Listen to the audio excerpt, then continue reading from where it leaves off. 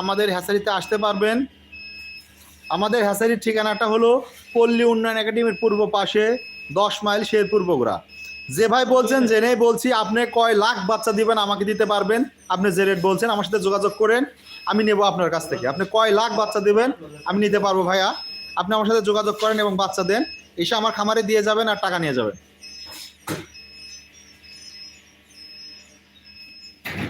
তো আপনি যেহেতু জানেন, জেনে শুনেই বাজার সম্পর্কে কমেন্ট করছেন, তো অবশ্যই আপনি কয় লাখ বাচ্চা আপনার আছে আপনি চাইলে আমাকে দিতে পারবেন। কবে কবে কবে দিবেন, কোন কোন দিনে আপনাদের ব্যাচ, তো দিতে পারবেন।